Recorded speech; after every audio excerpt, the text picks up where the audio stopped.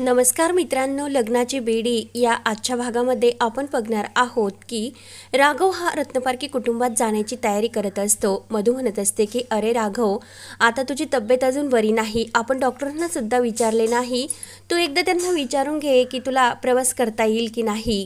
तेव्हा मात्र राघव म्हणतो की नाही, माझ्या आता इथे राहण्याची अजिबात इच्छा नाही। राघव काही ऐकायला तयार नसतो। तर विनायक म्हणतो की आओ बाबा, डॉक्टर काकूंनी मला प्रॉमिस केलेलं आहे की ते मला ब्रेसेसशिवाय चालायला शिकवतील आणि मग माझ्या ट्रीटमेंटचे काय होणार। तेव्हा राघव काही उत्तर देत नाही। त्यानंतर इकडे राजश्री आणि काकू रत्नाकर हे सर्वजण देवपूजा करत असतात। तर अन्वीने मस्त असा म्युझिक लावून एक्सरसाइज ती करत असते आणि आवाज त्या गाण्यांचा खूप मोठा असतो। तेव्हा काकू म्हणते की काय सकाळी सकाळी असला आवाज ऐकून पार कानांचा भुगा झाला। तेव्हा लगेच रेश्मा म्हणते की अहो काकू, तुमच्या नातीलाच विचारा की हे सर्व काय आहे। तेव्हा काकू म्हणते की हे आपल्या घरामध्ये वाचतं का। तेव्हा रेश्मा म्हणते की हो। तर लगेच सर्वजण देवपूजा झाल्यानंतर अन्वीच्या रूममध्ये येतात। तर काकू लगेच ती म्युझिक बंद करते। तेव्हा लगेच अन्वी ही काकूवर ओरडते आणि काय मॅनर्स आहे तुमची, एरवी मला तुम्ही मॅनर्स शिकवत असतात आणि रूममध्ये येताना नॉकसुद्धा तुम्हाला करता येत नाही का। तेव्हा अन्वी ही त्यांच्यावर भयंकर ओरडत असते। काकू म्हणते की काय गा अन्वी, ही काही बोलायची पद्धत आहे का। तेव्हा अन्वी म्हणते की आता माझी काय चूक झाली, मी माझ्याच रूममध्ये माझ्याच मोबाईलवर माझं वर्कआउट करते, मग त्यात तुम्हाला काय प्रॉब्लेम होतो। काकू म्हणते की सकाळी सकाळी आम्ही देवपूजा करत असतो आणि तुला जर गाणे ऐकायचे तर तू तुझ्या मोबाईलमध्ये फक्त तुला ऐकण्यापुरतेच लाव, बाकीच्यांना त्याला कशाला त्रास देतेस। तेव्हा लगेच अन्वी म्हणते की मग मी सकाळी सकाळी जेव्हा ही झोपेत असते तेव्हा तुमची ती घंटा वाजत असते, तेव्हा माझी झोप मोडते, मी तुमच्याकडे कंप्लेंट केली का। काकू म्हणते की आता यापुढे तुझा आगाऊपणा अजिबात सहन होणार नाही। तेव्हा लगेच अन्वी म्हणते की माझ्या रूमच्या बाहेर तुम्ही जाऊ शकता, गेट आउट। तेव्हा लगेच घरातील सर्वांना ते शब्द ऐकून खूप मोठा धक्का बसतो। तर काकू म्हणते की काय बोलतेस ग तू जेथे उभी आहे ना ती माझी स्वतःची रूम आहे आणि जिथे तू राहण्यासाठी आले ती रत्नपारखी सदन आहे, माझ्याच रूममधून मला तू गेट आउट म्हणते, याचा काय अर्थ। मी म्हणते की ही तुझी रूम आहे तर मला सुद्धा इथे राहण्याची अजिबात इच्छा नाही, मी सुद्धा इथून निघून जाते। रेश्मा म्हणते की अहो काकू, मी जर तिच्या जागी असते तर काहीच ऐकून घेतले नसते, राखीताईची मुलगी आहे म्हणून तुम्ही तिचे सर्व काही सहन करता, अजिबात या मुलीला संस्कार नाही। तेव्हा काकू म्हणते की हो, त्या योगेशने हिच्यावर अजिबात संस्कार केले नाही। अन्वीला राग येतो। अन्वी म्हणते की काय ग, माझ्या बाबांबद्दल तुला बोलण्याचा हक्क कोणी दिला, आणि माझे बाबा नाही तर तू कुचकी आहे आणि जसजशी तू म्हातारी होत चालली ना तसतशी तू आणखीनच एकटी पडत जाशील। हे काही तुला बोलत नाही ना, ते घाबरतात तुला, कारण हे सर्वजण तुझा घाबरतात म्हणून आदर करतात, म्हणून काही बोलत नाही। मी तुला अजिबात घाबरत नाही आणि घाबरणार सुद्धा नाही, आणि तू जेव्हा म्हातारी होशील ना तेव्हा तुझा कोणीही आदर करणार नाही, ही गोष्ट लक्षात ठेव। तर काकू लगेच सनकाने अन्वीच्या कानाखाली देते। अन्वीला खूप राग येतो आणि अन्वी लगेच बाहेर निघून जाते। राजश्री काकूला समजावते, अहो ती रागात आहे, तुम्ही सुद्धा तिला इतक्या रागाने का समजावतात, वयात आलेली पोरगी आहे ती, तिला प्रेमाने समजावे लागेल। तेव्हा काकू मात्र काही उत्तर देत नसते। त्यानंतर इकडे सिंधूचे पूर्ण लक्ष हे राघवकडे लागलेले असते आणि जेव्हा मधू ही राघवला घास भरत असते ते सर्व क्षण तिला आठवत असतात आणि दूध हे वर जात असते। तर सावी येते आणि आई कुठे लक्ष आहे तुझे। तेव्हा सिंधू म्हणत असते काही नाही बाळा। सावी म्हणते की अगं आई, विनायक घरी चालला त्यामुळे मी त्याच्यासाठी चॉकलेट घेऊन येते आणि तुझ्या बॅगमधून पैसे घेऊ का। तर सिंधू हो बोलते। त्यानंतर इकडे राघव हा विनूला समजावत असतो की मी जगातला सर्वात बेस्ट डॉक्टर तुझ्या ट्रीटमेंटसाठी घेऊन येईल। तर विनू म्हणत असतो की मला फक्त सिंधू काकूंच्या ह्या उपचारामुळे फरक पडला, त्यामुळे जगातले दुसरे डॉक्टर कशाला आणायचे बाबा, आपण काही दिवस बाबा येथेच राहू। राघव म्हणतो की नाही रे बाळा, इथे नाही राहता येणार मला।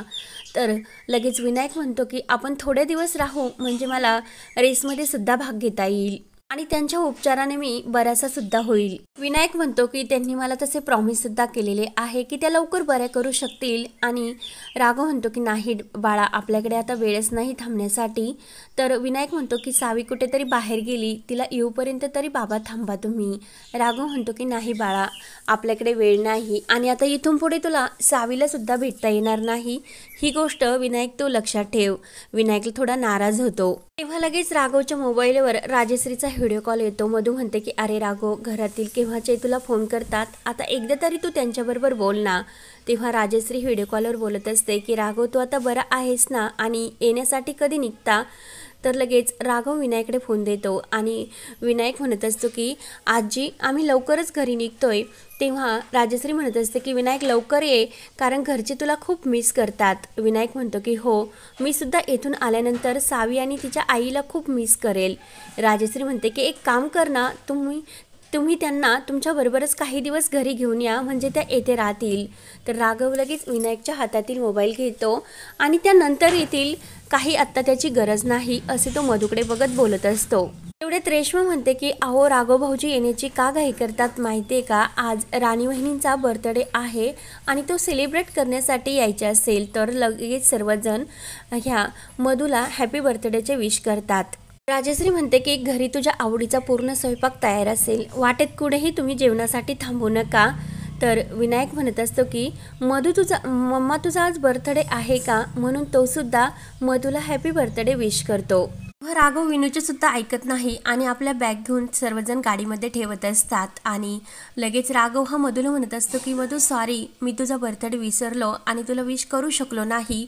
मधू म्हणते की अरे काही गरज नाही, कारण आपण अगोदर फ्रेंड्स आहोत, तू एकदा पूर्णपणे बरा झाला ना, मग आपण माझा बर्थडे कुठेतरी एक लांब ठिकाणी जाऊन सेलिब्रेट करूया। तर लगेच सिंधू आणि मंगेश हे सर्व ऐकत असतो। तर सिंधू मंगेशला म्हणत असते की बघितले का, या सिच्युएशनवरून तुला सुद्धा समजत नाही का, राघवच्या आयुष्यामध्ये सावी आणि मला जागा आहे की नाही। तेव्हा मंगेश म्हणतो की माझंच चुकलं की मी तुला समजावले, कारण माझ्या परिस्थितीत मला काहीच राघवच्या मनात दिसत नाही। मंगेशला सुद्धा थोडे वाईट वाटते आणि मधू म्हणते की राघव, मी आपले काही सामान राहिले का जरा एकदा बघून येते। म्हणून मधूही आतमध्ये यायला निघते, तर सिंधू घाईने आतमध्ये निघून येते। तेव्हा मधू आतमध्ये आल्यानंतर सिंधूला म्हणते की सिंधू थँक्यू, कारण तू राघवचा आणि विनायकची ट्रीटमेंट खूप छान प्रकारे केली। सिंधू म्हणते की मी माझे ट्रीटमेंट हे म्हणजे माझे कर्तव्य पूर्ण केले। तर लगेच मधू म्हणत असते की राघव तर ऐकायला तयार नाही, पण त्याला ड्रायव्हिंग करताना काही त्रास तर होणार नाही ना। तर सिंधू एक गोळी देते आणि आता तुम्ही त्यांची बायको म्हणून त्यांचे पूर्णपणे ही काळजी घेऊ शकता। मी डॉक्टर म्हणून त्यांचे काळजी घेतली आणि माझे कर्तव्य मी पूर्ण करे। त्याचवेळी सिंधू म्हणत असते की इथून गेल्यानंतर एखाद्या मोठ्या डॉक्टरांना दाखवा आणि त्यांची ट्रीटमेंट चालू करा। तेवढ्यात राघव आतमध्ये येतो आणि तो मंगेशकडे रागानेच बघत असतो। तर लगेच सिंधू म्हणत असते की विनायकची सुद्धा एका मोठ्या डॉक्टरांकडून ट्रीटमेंट सुरू करा। तर लगेच राघव म्हणतो की त्याची काही गरज नाही, आम्ही दुसऱ्या डॉक्टरांना विनायकची ट्रीटमेंट दाखवू शकतो। सिंधू म्हणते की मी माझं कर्तव्य पूर्ण केले, इथून पुढे काय करायचे ते तुम्ही ठरवा, कारण माझं कुणी ऐकणार नाही। तर राघव म्हणतो तू ऐकतेस का कोणाचं, तू तर कधीही प्रत्येकाला तुला वाटत असते की प्रत्येकाने माझंच ऐकावे, मग याला काय म्हणतात की अहंकार की माज। तेव्हा सिंधू म्हणते की प्लीज तुम्ही माझ्या पर्सनल आयुष्यामध्ये डोकावण्याचा प्रयत्न करू नका, एक डॉक्टर म्हणून मी तुम्हाला सर्व काही सांगते। तेव्हा लगेच राघव म्हणतो की तू सुद्धा कधी कोणाचं ऐकत नाही, त्यामुळे इथून गेल्यानंतर मी दुसऱ्या मोठ्या डॉक्टरांकडून माझी ट्रीटमेंट सुरू करील, मला तुमच्या उपकाराची आणि डॉक्टरकीची काही गरज नाही। तेवढ्यात राघव म्हणतो की मी माझ्या फॅमिलीला घेऊन इथून निघतो। तेवढ्यात काही पोलीस ऑफिसर येतात आणि राघवला म्हणतात की तुमच्यामुळे आज ती जी काही गुलाबरावची टीम आहे आणि गुलाबराव आहे त्यांना अरेस्ट करण्यामध्ये खूप मदत झाली आणि इथून पुढे तो सुटणार सुद्धा नाही। आणि ते सिंधूला सुद्धा म्हणतात की खरंच तुम्ही रात्री आम्हाला लोकेशन पाठवले म्हणून आम्ही त्या गुंडांच्या अड्ड्यापर्यंत जाऊन पोहोचलो, खरंच तुमची खूप मदत झाली। तेव्हा पोलीस ऑफिसर सुद्धा सिंधूला थँक्यू बोलतात। तर लगेच मंगेश म्हणतो की अगं सिंधू, इतक्या रात्री काय करत होतीस, मी आलो असतो तुझ्यासोबत आणि तू त्यांचा अड्डा शोधण्यासाठी इतक्या रात्री एकटी का गेली होतीस। तेव्हा लगेच राघव म्हणतो की सिंधू नाही, डॉक्टर सिंधू म्हणायचं। लगेच राघव हा स्वतःला पुन्हा सावरतो। पोलीस ऑफिसर म्हणतात की आम्ही येतो आणि खरंच ह्या डॉक्टर काकूंच्या औषधाचा खूप गुण येतो, तुम्ही त्यांच्याकडून इथून पुढची ट्रीटमेंट करून घ्या. राघव म्हणतो की तुम्ही जाऊ शकता, त्याची काही गरज नाही. तेव्हा मात्र लगेच राघव मधूच्या हाताला धरतो आणि तेथून तो निघतो. तेव्हा मात्र सिंधूला खूप वाईट वाटलेले असते, कारण राघवने चक्क तिच्यासमोर मधूचा हात धरलेला असतो.